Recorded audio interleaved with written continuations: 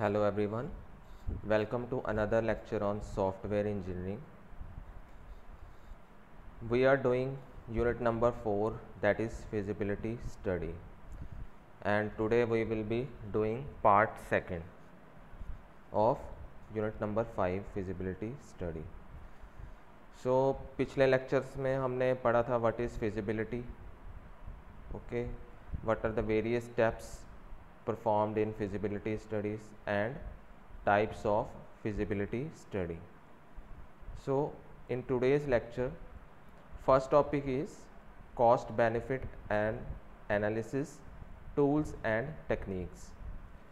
So when a new system are proposed, ठीक है, जब नया सिस्टम प्रपोज किया जाता है या उसका लेआउट बनाया जाता है, the cost is a major consideration which impacts on the decision to accept or reject the proposed system. ठीक है, जो उसमें मेजर एलिमेंट होता है जिसकी वजह से या तो सिस्टम एक्सेप्ट हो सकता है या रिजेक्ट भी हो सकता है, दैट इज़ द कॉस्ट. ठीक है, अब हर कंपनी या ऑर्गेनाइजेशन कॉस्ट पे डिपेंडेंट है. ठीक है, तो कितनी कॉस्ट लगेगी सबसे पहले उसने वो डिसाइड करना है कि वो हमने सिस्टम या ऑर्गेनाइजेशन ने सिस्टम बनाना है या नहीं. So the people funding the system want to know whether they will get good return for the money they invest in the system. ठीक है, अब जो भी सिस्टम बनाना चाहता है जो ऑर्गेनाइजेशन या कंपनी है, उनका जो मेन पर्पस होगा पहले देखने का कि उसका जो नया सिस्टम वो उन्होंने प्रपोज किया है उससे उनको रिटर्न मिलेगा. ठीक है, रिटर्न का मतलब है कि अच्छी उसमें प्रॉफिट मिलेगा ऑर्गेनाइजेशन को या नहीं. ठीक है, तभी वो उस सिस्टम में इन्वेस्ट करेंगे. In large companies, there is often competition to get access to financial resources for innovative projects. ठीक है, बड़ी बड़ी कंपनीज़ होती हैं जो आईटी कंपनीज़ होगी या मैन्युफैक्चरिंग कंपनीज़ होगी. ठीक है, उनके जो है वो आपस में कंपटीशन होता है कि कौन सी कंपनी को कौन सा प्रोजेक्ट मिलेगा. ठीक है, वो अपना फाइनेंशियल रिसोर्सेज गेन करने के लिए एक्सेस उसका कंपटीशन करती हैं आपस में. ठीक है, अगर कोई बड़ी कंपनी है तो उसको वो प्रोजेक्ट मिल जाएगा, अगर कोई छोटी है उसको वो प्रोजेक्ट नहीं मिलेगा. ठीक है, सो वो किस पे डिपेंड करेगा, कॉस्ट. जो कंपनी जितना ज़्यादा पैसा खर्च सकती है, ठीक है, उसको वो प्रोजेक्ट ईजिली मिल जाएगा. So to win support for a project, estimates of cost and benefit must be calculated. ठीक है, अब प्रोजेक्ट को जीतने के लिए या प्रोजेक्ट को गेन करने, उसका एक्सेस गेन करने के लिए किसी भी कंपनी को या ऑर्गेनाइजेशन को उसका कॉस्ट पता होना चाहिए कि सिस्टम का कितना कॉस्ट लगेगा. ठीक है, through out the life cycle, और उसका बेनिफिट क्या होगा उस ऑर्गेनाइजेशन को. ठीक है, वो उसको कैलकुलेट करना पड़ेगा इस चीज़ को प्रोजेक्ट को गेन करने के लिए या प्रोजेक्ट को अचीव करने के लिए. So this is called a cost benefit analysis. ठीक है, इस कंसेप्ट को क्या कहते हैं, cost benefit analysis. Now next is cost fall into 2 categories. ठीक है, अब जो खर्चे हैं किसी भी सिस्टम को बनाने के वो 2 तरह के होते हैं बेसिकली. ठीक है, first is there are cost associated with developing the system. ठीक है, जो खर्चा उस प्रोजेक्ट को या सिस्टम को डेवलप करने में आता है, that is called the development cost. ठीक है, that is called development cost. And there are cost associated with the operating a system, that is called operational cost. ठीक है, और जो सिस्टम को ऑपरेट करने या उसके इम्प्लीमेंटेशन के बाद उसको मेंटेन करने के बाद जो उसको ज़रूरत पड़ती है, खर्चा आता है उसके ऊपर, that is called operational cost. ठीक है, सो दोनों आपको क्लियर हो गए होंगे what is development cost and what is operational cost. Development cost can be estimated from the outset of the project and should be defined at the end of each phase of the project. ठीक है, अब जो development cost है उसको कैसे हम check कर सकते हैं कि सिस्टम के कितने रिसोर्सेज हैं, उसको हार्डवेयर कौन सा चाहिए, उसको सॉफ्टवेयर टेक्नोलॉजी कौन सी चाहिए. ठीक है, कितने उसमें हार्डवेयर रॉ मटेरियल लगना है, वो क्या होता है उसका आउटसेट. ठीक है, उसको अच्छे से अच्छा बनाना है, उसको टेक्नोलॉजी लेटेस्ट यूज़ करनी है. सो जितने भी हमने फेजेस पढ़े हैं SDLC में, सिस्टम डेवलपमेंट लाइफ साइकिल, ठीक है, तो उसमें हर फेज़ में ये रिफाइंड होता रहता है. ठीक है, डेवलपमेंट कॉस्ट. पहले कुछ प्रिलिमिनरी फेज़ में कुछ और होगा, फिर फिजिबिलिटी में कुछ और होगा, टेस्टिंग में कुछ और होगा, मेंटेनेंस में कुछ और, ठीक है। सो डिपेंड करता है कि कौन से फेज़ में वो प्रोजेक्ट काम हो रहा है उसमें, ठीक है ना। द लेटर कौन सा है, ऑपरेशनल कॉस्ट, ठीक है। Operational cost can be estimated only after specific computer based solution have been defined, ठीक है। सो ऑपरेशनल कॉस्ट हम कैसे कैलकुलेट कर सकते हैं, ये एक कंप्यूटर बेस्ड हम ऑनलाइन या कंप्यूटर पे चेक कर सकते हैं, ठीक है, with the help of some softwares, ठीक है। ऑपरेशनल मीन्स उसको एक्सपेक्ट करना कि उसकी मेंटेनेंस कब होगी, उसकी सर्विस कब होगी, ठीक है। तो ये सारा हम किसके ऊपर उसका निकाल सकते हैं डॉक्यूमेंट, कंप्यूटर बेस्ड सोल्यूशन उसका डिफाइन कर सकते हैं, ठीक है। So now let's take a closer look at the cost of information system, ठीक है। अब एक एग्जांपल ले लेते हैं इंफॉर्मेशन सिस्टम की, ठीक है, जिसमें कि कंप्यूटर यूज़ होता है, वो that is called information systems. So the cost of developing an information system can be classified according to the phase in which they occur, ठीक है। इंफॉर्मेशन सिस्टम की जो कॉस्ट है वो हर एक फेज़ में डिफरेंट होगी, ठीक है, और उसको हर एक फेज़ में हमने कैलकुलेट करना पड़ेगा। फॉर एग्ज़ाम्पल हम फर्स्ट केस लेते हैं डेवलपमेंट कॉस्ट, ठीक है। ये डेवलपमेंट कॉस्ट हमने कैलकुलेट करनी है किसके लिए, इंफॉर्मेशन सिस्टम के लिए, ठीक है। जो फर्स्ट इसमें कितने 3 कॉलम्स हैं, ठीक है। फर्स्ट है नंबर की, नंबर ऑफ़ आइटम्स कितनी है, देन पर्सनल मतलब कौन से उसमें लोगों ने काम करना है, कौन सी टीम मेंबर है, और उसका खर्चा एस्टिमेटेड कॉस्ट, ठीक है। सो फॉर एग्ज़ाम्पल हमने सिस्टम एनालिस्ट अगर हमने किसी प्रोजेक्ट में चाहिए, ठीक है, और वो 400 आवर्स के लिए काम करेंगे इस प्रोजेक्ट पे, ठीक है, और 1 आवर का वो कितना लेंगे, 80 रुपीज़, ठीक है। और नंबर ऑफ़ एनालिस्ट हमें कितने चाहिए, 3, ठीक है। सो टोटल एस्टिमेटेड कॉस्ट कितने डॉलर्स हो जाएगी, वो $96,000। सिमिलरली प्रोग्रामर एनालिस्ट अगर 250 आवर्स के लिए काम करेंगे तो 60 पर आवर के लिए लेंगे तो 45,000, ठीक है। एक हमें वेब डिज़ाइनर चाहिए, उसकी कॉस्ट ये होगी 3500। एक टेलीकम्युनिकेशन स्पेशलिस्ट नेटवर्किंग के लिए, डिज़ाइनर किस लिए होगा, उस वेबसाइट को डिज़ाइन करने में, प्रोग्रामर कोडिंग करने के लिए, एनालिस्ट जो होगा उसको चेक करेगा, टीम लीडर होगा जो, ठीक है। सिस्टम आर्किटेक्ट जो उसका लेआउट तैयार करेगा, ठीक है, उसका खर्चा कितना है, $6,000। जो डाटाबेस कनेक्टिविटी या डाटाबेस स्पेशलिस्ट होगा उसका खर्चा कितना है, $2,000, ठीक है। उसके सॉफ्टवेयर्स का खर्चा, for example dream weaver training, ठीक है, कितने उसको हर एक स्टूडेंट को, अगर हमने 7 स्टूडेंट्स हैं हमारे पास, ठीक है, तो खर्चा कितना आएगा, अगर एक स्टूडेंट पे 900, तो टोटल कितना बन जाएगा, $6,300, ठीक है। मीन्स उसको ट्रेनिंग देने में कि स्टूडेंट्स को ट्रेनिंग भी देनी पड़ेगी हमें, अगर जॉब पे रखना है तो पहले ट्रेनिंग होगी, ठीक है, ऑन जॉब ट्रेनिंग होती है जब आप जॉब में जाते हो। तो अगर 7 स्टूडेंट्स ट्रेनिंग में सिलेक्ट हुए हैं तो उसका उनका खर्चा कितना होगा, $6,300। सो इसमें और खर्चे जो हार्डवेयर और सॉफ्टवेयर के होंगे, ठीक है। फॉर एग्जांपल एक सर्वर चाहिए हमें, सर्वर काफ़ी कॉस्टली आता है, ठीक है, दैट इज़ 18,700। सर्वर का सॉफ्टवेयर चाहिए हमें, ठीक है, नेटवर्किंग सॉफ्टवेयर, वो होगा $1,500। लाइसेंस चाहिए हमें सॉफ्टवेयर के, ठीक है, फॉर डेस्कटॉप मशीन्स चाहिए। So this is total will be 2,000 और $2,51,500। Okay, so this will be the total development cost, ठीक है, किसी भी इंफॉर्मेशन सिस्टम को बनाने में। सो सेकंड टाइप क्या आती है हमारे पास, ऑपरेटिंग कॉस्ट, ठीक है। सो ऑपरेटिंग कॉस्ट में क्या होगा कि जो प्रोग्रामर कोई चेंजेस अगर लेके आनी है सिस्टम में, तब भी प्रोग्रामर चाहिए हमें, ठीक है, तो वो 125 आवर्स के लिए काम करेंगे तो पर आवर का 25 एंड टोटल विल बी $3,125,000, ठीक है। मेंटेनेंस के खर्चे उसके प्रोसेसर के, ठीक है, मेंटेनेंस डाटाबेस की मेंटेनेंस, ठीक है, और खर्चे जो डाल के टोटल जो हमारा ऑपरेटिंग कॉस्ट बनेगा वो होगा $5,605, ठीक है। सो $5,605 जो है इसका ऑपरेटिंग कॉस्ट है, और डेवलपमेंट कॉस्ट कितना है इसका, $251,500। Okay, so that is the broad idea, ठीक है, of the cost on the information system.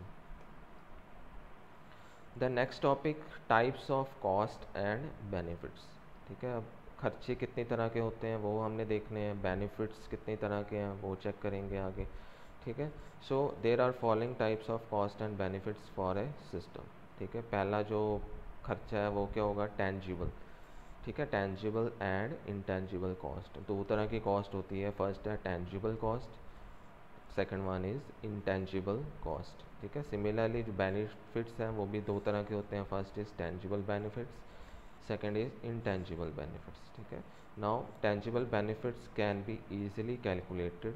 ठीक है, जो टेंजिबल बेनिफिट्स हैं वो आसानी से हम कैलकुलेट कर सकते हैं, but intangible benefits can not be easily calculated. ठीक है, so first is tangible cost. ठीक है, पहले हमने टेंजिबल कॉस्ट देखेंगे कि वो कौन सी होती हैं। So personal cost, personnel cost, ठीक है, sorry personnel cost. Personnel cost क्या होता है, जो वहाँ के वर्कर्स हैं, ठीक है, जो वहाँ के एम्प्लॉयज़ हैं उनको हम क्या कहते हैं, पर्सोनल। ठीक है, सो पर्सोनल उनकी सैलरीज देनी पड़ेगी हमें। ठीक है, वो खर्चा होगा। प्रोग्रामर्स की सैलरीज देनी पड़ेगी, consultants, data entry personnels etcetera. ठीक है, इन सब की क्या है, सैलरी पे जितना खर्चा आएगा वो क्या होता है, पर्सोनल कॉस्ट। ठीक है, उनको ट्रेनिंग पे जो खर्चा देना पड़ेगा हमें, जो उनकी ट्रेनिंग करवानी पड़ेगी, ठीक है, that is the personnel cost, cost for trainers and employees time. Second is जो टेंजिबल कॉस्ट में आता है, that is cost for equipments for the new system. ठीक है, अब नए सिस्टम को जब बनाना है तो उस पर कौन कौन से खर्चे आएंगे, कंप्यूटर हार्डवेयर चाहिए उसके लिए।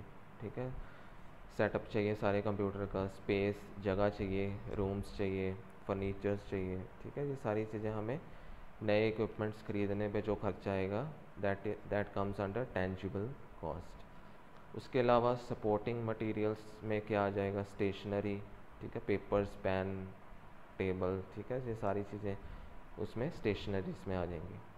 Photo कॉपिंग machines, photo printers, scanners. ठीक है, ये सारे क्या हैं उसके सपोर्टिंग मटेरियल्स। देन जो अब हमने पुराने सिस्टम को अगर नए में कन्वर्ट करना है तो उसकी कन्वर्जन कॉस्ट भी आएगी कुछ। ठीक है, that comes also intangible cost. ठीक है, so designing new processes and procedures. ठीक है, नए फंक्शंस बनाने पड़ेंगे, नए प्रोसीजर्स, मेथड्स बनाने पड़ेंगे उसको कन्वर्ट करने के लिए नई टेक्नोलॉजी के अंदर। ठीक है, running new and old system together for a period of time. ठीक है, अब पुराने सिस्टम को नए सिस्टम को आपस में दोनों को ज्वाइन करके जो चलाने का खर्चा आएगा वो भी उसका कन्वर्टिंग कॉस्ट के अंदर या टेंजिबल कॉस्ट के अंदर आता है। Then is miscellaneous. ठीक है, इसके अलावा जो खर्चे हैं वो कौन से हैं, ट्रैवल, आने जाने के खर्चे। ठीक है, एम्प्लॉयज़ के होंगे या कंपनी के, या प्रोजेक्ट जब बनाना है उसमें। ओवरहेड्स, इसके अलावा और भी जो खर्चे हैं खाने पीने के, रहने के। ठीक है, टेलीफोन के खर्चे। So this are all tangible cost.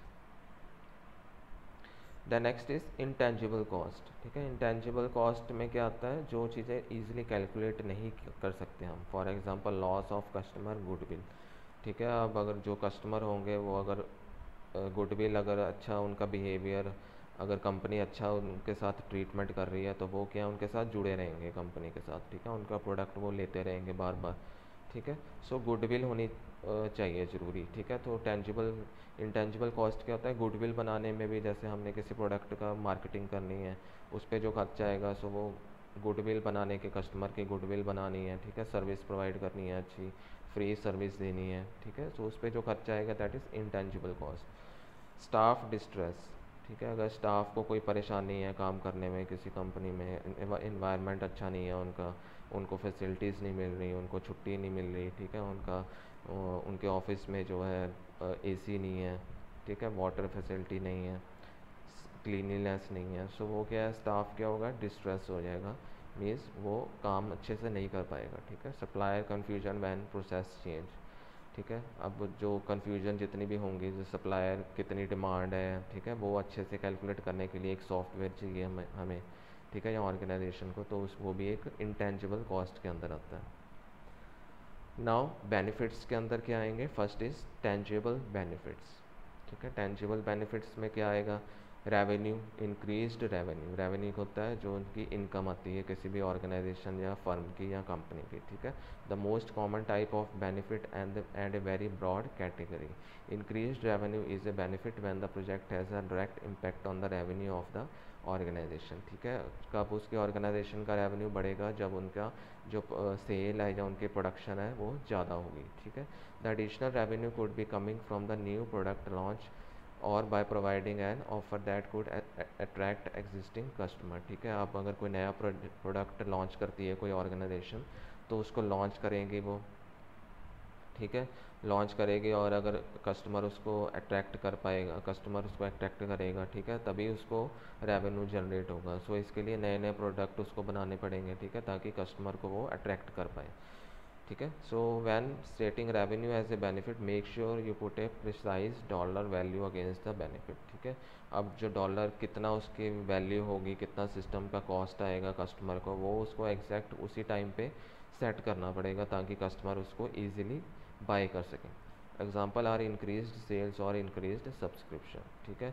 सो इसके एग्जाम्पल क्या है, रेवेन्यू कैसे बढ़ेगा, जब उसकी सेल बढ़ेगी और उसकी सब्सक्रिप्शन, मतलब जैसे कि सॉफ्टवेयर लेता है तो उसके एक साल की सब्सक्रिप्शन होती है, तो उसको वो रिन्यू करवाता रहे, ठीक है। उसके लिए उसको कस्टमर्स को बेटर सर्विस देनी पड़ेगी।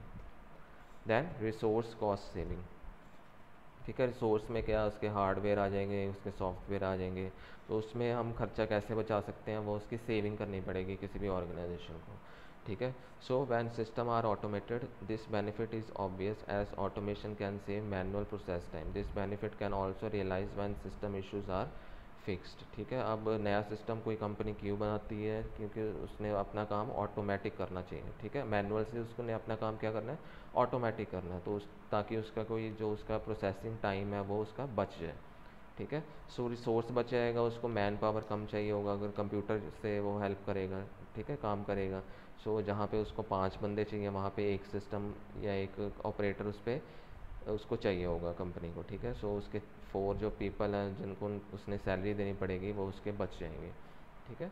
सो often system changes are aimed at making process efficient, so it is very common that a manual task will not be required after the system changes are implemented, ठीक है। Manual task कम से कम करना organisation का task होता है ताकि वो resource cost saving कर पाए, ठीक है।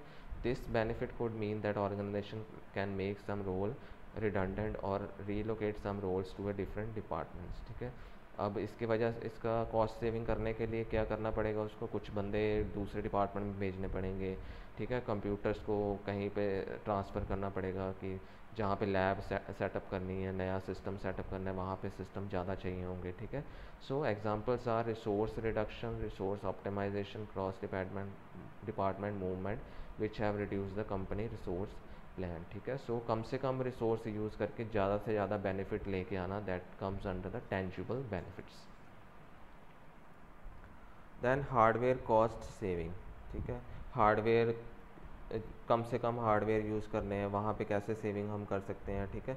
सम IT project replaces the existing hardware with the new hardware which can be less expensive, ठीक है। जो कम महंगे होंगे हार्डवेयर, वो यूज़ करके वो अपना कॉस्ट सेविंग कर सकती है कोई भी कंपनी, ठीक है।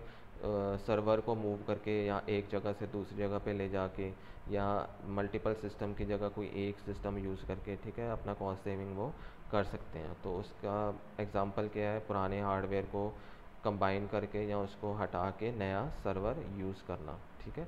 एक सर्वर जो हमने फास्ट यूज़, आजकल टेक्नोलॉजी काफ़ी तेज़ है, तो अगर हम अच्छा सर्वर यूज़ करेंगे अच्छी टेक्नोलॉजी का, तो वो क्या है, पुराने मल्टीपल जो सर्वर्स हैं उनको वो रिमूव कर सकता है। डीकमीशनिंग मीन्स उनको हटाना, ठीक है, पुराने जो सर्वर्स हैं उनको रिमूव करना और नया सर्वर वहाँ पे इम्प्लीमेंट करना। देन सॉफ्टवेयर के कॉस्ट सेविंग के होते हैं, ठीक है। सो इसमें क्या है कि पुराने सॉफ्टवेयर को हटा के जो नया सॉफ्टवेयर यूज़ करना जो कि कम खर्चे वाला हो, ठीक है, उससे उससे वो हेल्प ले सकता है, ठीक है। प्रोजेक्ट जो नहीं चल रहे हैं या नहीं चाहिए प्रोजेक्ट, उनको बंद करके, ठीक है, ताकि उनके लाइसेंस बंद करके, जो ऐसे ही चले आ रहे हैं प्रोजेक्ट, ठीक है, साल उनको हर साल रिन्यू करना पड़ता है, तो उसको वो बंद कर सकता है। सो नया सॉफ्टवेयर यूज़ करके पुराने सॉफ्टवेयर रिमूव करके लाइसेंस बंद करके पुराने सॉफ्टवेयर का, ठीक है, जिनका खर्चा एक्स्ट्रा आ रहा है। सो ये सारे इनकी हेल्प से सॉफ्टवेयर कॉस्ट सेविंग कोई भी कंपनी कर सकती है। प्रोडक्टिविटी गेन, ठीक है, प्रोडक्ट्स कैसे, प्रोडक्टिविटी गेन कैसे होंगी, जब ज़्यादा प्रोडक्ट बनेंगे, ज़्यादा प्रोडक्ट सेल होंगे उनके। सो उसके लिए क्या है कि जितना ज़्यादा प्रोडक्टिविटी होगी उतनी ज़्यादा उसको बेनिफिट होगा। सो इसमें उसको क्या करना पड़ेगा कि ज़्यादा से ज़्यादा प्रोडक्ट बनाने पड़ेंगे, ठीक है, जो कॉस्ट जिसकी वजह से उनकी प्रोडक्ट की कॉस्ट भी कम हो जाएगी, ठीक है ना। सो कॉस्ट कम होगी तो क्या होगा कि जो ज़्यादा उनकी बेनिफिट होगा किसी भी ऑर्गेनाइजेशन को। सो उससे भी उसको प्रोडक्टिविटी गेन मिलेगी।